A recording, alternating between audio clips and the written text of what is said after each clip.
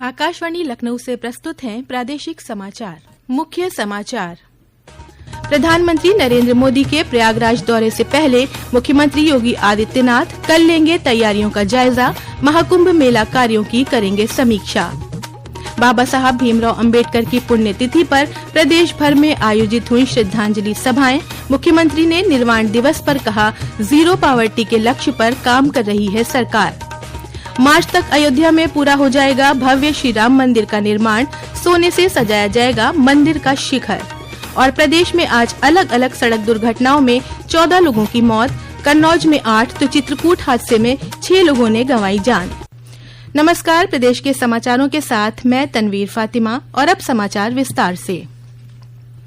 प्रधानमंत्री नरेंद्र मोदी 13 दिसंबर को महाकुंभ 2025 की तैयारियों का जायजा लेने और कई परियोजनाओं का लोकार्पण करने प्रयागराज आ रहे हैं।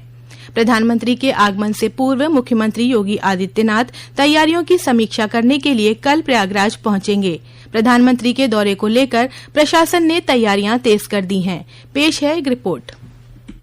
प्रयागराज त्रिवेणी संगम तट पर जनवरी माह से शुरू होने जा रहे महाकुंभ के लिए गंगा पूजन और करोड़ों की परियोजनाओं के लोकार्पण के लिए प्रधानमंत्री नरेंद्र मोदी के प्रस्तावित कार्यक्रम को लेकर तैयारियां तेज हो गई हैं। इसको लेकर मुख्यमंत्री योगी आदित्यनाथ 7 दिसंबर को प्रयागराज पहुंच रहे हैं। एक दिवसीय दौरे के अंतर्गत मुख्यमंत्री महाकुंभ क्षेत्र में चल रहे कार्य, हनुमान मंदिर कॉरिडोर, अलोपी बाग फ्लाईओवर, गंगा रिवर फ्रंट सहित शहर के प्रमुख मंदिरों में चल रहे कॉरिडोर निर्माण का स्थलीय निरीक्षण भी करेंगे। इसके अलावा प्रयागराज मेला प्राधिकरण कार्यालय पर मेला अधिकारियों और सुरक्षा अधिकारियों के साथ प्रधानमंत्री के कार्यक्रम को लेकर चल रही तैयारी और कुंभ मेला कार्यों की प्रगति की समीक्षा करेंगे। प्रवीण मिश्र, आकाशवाणी समाचार, प्रयागराज। प्रधानमंत्री नरेंद्र मोदी अपने दौरे पर प्रयागराज और वाराणसी के बीच के रेलवे ट्रैक दोहरीकरण परियोजना का भी शुभारंभ करेंगे। 8 दिसंबर को रेल मंत्री अश्विनी वैष्णव इस परियोजना का निरीक्षण करेंगे। महाकुंभ के दौरान इस ट्रैक से ट्रेनों का परिचालन शुरू हो जाएगा। भारतीय संविधान के मुख्य शिल्पकार बाबा साहब डॉक्टर भीमराव अंबेडकर की पुण्यतिथि पर आज महापरिनिर्वाण दिवस मनाया जा रहा है। मुख्यमंत्री योगी आदित्यनाथ आज लखनऊ के अंबेडकर महासभा परिसर में बाबा साहब डॉक्टर भीमराव अंबेडकर के निर्वाण दिवस पर आयोजित कार्यक्रम में सम्मिलित हुए। इस अवसर पर श्री योगी ने कहा कि हमारी सरकार गरीबों, वंचितों और दलितों के लिए बाबा साहब के सपने को साकार करते हुए लगातार काम कर रही है। श्री योगी ने कहा कि वर्तमान में हम जीरो पावर्टी के लक्ष्य पर काम कर रहे हैं और आने वाले समय में गरीबी को पूरी तरह से खत्म कर दिया जाएगा। हमने तय किया है जीरो पावर्टी का हम लक्ष्य प्राप्त करेंगे, यानी गरीबी को पूरी तरह शून्य तक पहुंचाएंगे। जिसके पास राशन कार्ड नहीं उसको राशन कार्ड, जिसके पास आयुष्मान की सुविधा नहीं उसको 5 लाख रुपए की स्वास्थ्य बीमा का कवर उपलब्ध करवाएंगे।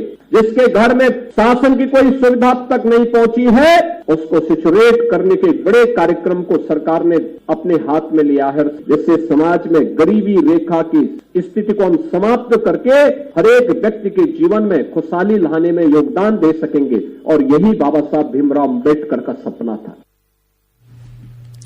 बाबा साहब डॉक्टर भीमराव अंबेडकर के निर्वाण दिवस पर आज प्रदेश भर में कई कार्यक्रम और श्रद्धांजलि सभाओं का आयोजन किया गया। प्रदेश के नगर विकास एवं ऊर्जा मंत्री ए.के. शर्मा ने लखनऊ में आयोजित कार्यक्रम में बाबा साहब की फोटो पर माल्यार्पण कर उन्हें नमन किया। वाराणसी में प्रदेश के आयुष मंत्री दयाशंकर मिश्र ने डॉक्टर अंबेडकर की प्रतिमा पर माल्यार्पण किया। अमरोहा में भी अंबेडकर पार्क में बाबा साहब की प्रतिमा पर माल्यार्पण किया गया और उनके जीवन आदर्शों पर प्रकाश डाला गया।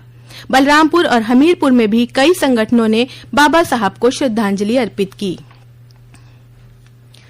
मुख्यमंत्री योगी आदित्यनाथ ने आज लखनऊ के यहियागंज गुरुद्वारे में गुरु परंपरा के 9वें गुरु श्री तेग बहादुर जी महाराज के बलिदान दिवस पर उन्हें श्रद्धांजलि दी। इस दौरान श्री योगी ने उनके बलिदान और स्मृतियों को नमन करते हुए कहा कि सिख पंथ के अनुयायियों ने अपनी साधना और सामर्थ्य से अपनी कौम के साथ पूरे देश को और पूरे सनातन धर्म को न केवल सुरक्षा प्रदान की बल्कि एक लंबे समय के लिए उन्हें अभय भी प्रदान किया। श्री राम मंदिर निर्माण समिति के अध्यक्ष नृपेंद्र मिश्र ने आज अयोध्या में बताया कि मंदिर निर्माण कार्य प्रगति पर है। उन्होंने कहा कि मंदिर की शिखर संरचना पर भी काम चल रहा है। शिखर पर सोने की परत चढ़ाई जाएगी। शिखर के सबसे ऊंचे बिंदु के नीचे करीब 10 फीट तक सोने की पट्टियां लगाई जाएंगी। उन्होंने बताया कि निर्माण कार्य के लिए मजदूरों की संख्या बढ़ाई गई है और 15 मार्च तक राम मंदिर निर्माण कार्य पूरा कर लिया जाएगा। हमारा तत्काल जो प्राथमिकता है वो मंदिर निर्माण पूर्ण करना है, जो कि लगभग 15 मार्च तक पूर्ण हो जाएगा। उसी के साथ जो 7 मंदिर हैं, सप्त मंडप जिसको कहते हैं, उसको भी पूर्ण किया जाना है और कम से कम परकोटा का 3/4 कार्य पूर्ण हो जाए। लगभग आप सबसे ऊंचा जो शिखर का होगा उससे नीचे लगभग आप यूं अनुमान लगाएं कि करीब 10 फीट तक उस पे स्वर्ण लगाया जाएगा। ये समाचार आप आकाशवाणी लखनऊ से सुन रहे हैं। ताज़ा समाचार जानने के लिए आप हमारी वेबसाइट newsonair.gov.in पर लॉगिन कर सकते हैं। इसके साथ ही आप प्रादेशिक समाचारों का ये बुलेटिन हमारे YouTube channel news on AIR Lucknow पर भी सुन सकते हैं।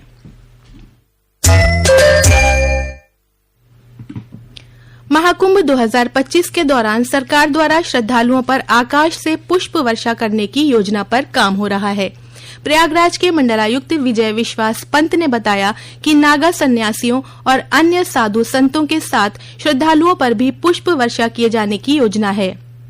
इससे पहले संगम नोस पर पुष्प वर्षा किए जाने की परंपरा रही है, लेकिन इस बार श्रद्धालुओं की अधिक संख्या को देखते हुए संगम नोस के साथ अन्य सभी घाटों पर भी पुष्प वर्षा करने को लेकर चर्चा चल रही है। जल्द ही इस पर कार्य योजना तैयार कर ली जाएगी। गौरतलब है कि सरकार इससे पहले भी कुंभ, माघ मेला समेत कई धार्मिक कार्यक्रमों के दौरान श्रद्धालुओं पर पुष्प वर्षा करती रही है। कुशीनगर इंटरनेशनल एयरपोर्ट के संचालन को लेकर आज दिल्ली में नागरिक उड्डयन मंत्री किंजरापू राम मोहन नायडू से कुशीनगर के सांसद विजय दुबे, देवरिया के सांसद शशांक मणि त्रिपाठी और राज्यसभा सांसद और पूर्व केंद्रीय मंत्री RPN सिंह ने मुलाकात की। इस दौरान एयरपोर्ट के संचालन के लिए केंद्रीय मंत्री को एक पत्र भी सौंपा। राज्यसभा सांसद RPN सिंह ने सोशल मीडिया के जरिए ये जानकारी साझा करते हुए बताया कि नागरिक उड्डयन मंत्री ने शीघ्र ही एयरपोर्ट संचालन का आश्वासन दिया है। प्रदेश के कृषि मंत्री सूर्य प्रताप शाही ने आज कृषि निदेशालय में विभागीय योजनाओं और कार्यक्रमों की समीक्षा की। इस दौरान उन्होंने योजनाओं की धीमी प्रगति पर नाराजगी जताई। श्री शाही ने योजनाओं का क्रियान्वयन समय से सुनिश्चित करने के निर्देश दिए, जिससे किसानों को समय से योजनाओं का लाभ मिल सके। समीक्षा बैठक के दौरान उन्होंने बीज वितरण, NFSM योजना, खेत तालाब योजना, त्वरित मक्का विकास योजना, परंपरागत कृषि विकास योजना और मिलेट्स पुनरुद्धार कार्यक्रम सहित अन्य विभागीय योजनाओं की समीक्षा की। प्रदेश के व्यावसायिक शिक्षा, कौशल विकास और उद्यमशीलता राज्य मंत्री कपिल देव अग्रवाल ने कहा है कि प्रदेश सरकार कई मल्टीनेशनल कंपनियों के साथ कौशल विकास के क्षेत्र में काम कर रही है। आज लखनऊ में फिक्की के उत्तर भारत स्किल कनेक्ट समिट को संबोधित करते हुए उन्होंने कहा कि कौशल विकास के लिए हमें आम बोलचाल की भाषा हिंदी का इस्तेमाल करना होगा। प्रदेश में आज 2 अलग अलग सड़क दुर्घटनाओं में 14 लोगों की मौत हो गई। कन्नौज जिले में सकरावा थाना क्षेत्र में आज आगरा लखनऊ एक्सप्रेसवे पर हुई एक सड़क दुर्घटना में 8 लोगों की मौत हो गई और लगभग 18 लोग गंभीर रूप से घायल हो गए। हादसा उस वक्त हुआ जब लखनऊ से दिल्ली जा रही एक डबल डेकर बस अनियंत्रित होकर एक्सप्रेसवे पर वाटर टैंकर से टकरा गई। घायलों को सैफई मेडिकल कॉलेज में भर्ती कराया गया है। इस दौरान प्रदेश के जल शक्ति मंत्री स्वतंत्र देव सिंह ने घटनास्थल पर पहुंचकर घायलों का बेहतर उपचार कराने के निर्देश दिए। वहीं चित्रकूट में भी झांसी मिर्जापुर राष्ट्रीय राजमार्ग पर रैपुरा में आज एक कार और बस की टक्कर हो गई। इस हादसे में प्रयागराज से लौट रहे एक ही परिवार के 6 लोगों की मौत हो गई, जबकि 5 लोग गंभीर रूप से घायल हो गए। और अंत में मुख्य समाचार एक बार फिर। प्रधानमंत्री नरेंद्र मोदी के प्रयागराज दौरे से पहले मुख्यमंत्री योगी आदित्यनाथ कल लेंगे तैयारियों का जायजा, महाकुंभ मेला कार्यों की करेंगे समीक्षा। बाबा साहब भीमराव अंबेडकर की पुण्यतिथि पर प्रदेश भर में आयोजित हुई श्रद्धांजलि सभाएं। मुख्यमंत्री ने निर्वाण दिवस पर कहा, जीरो पॉवर्टी के लक्ष्य पर काम कर रही है सरकार। मार्च तक अयोध्या में पूरा हो जाएगा भव्य श्री राम मंदिर का निर्माण, सोने से सजाया जाएगा मंदिर का शिखर। और प्रदेश में आज अलग अलग सड़क दुर्घटनाओं में 14 लोगों की मौत, कन्नौज में 8 तो चित्रकूट हादसे में 6 लोगों ने गंवाई जान। प्रादेशिक समाचारों का ये बुलेटिन यहीं समाप्त होता है। नमस्कार।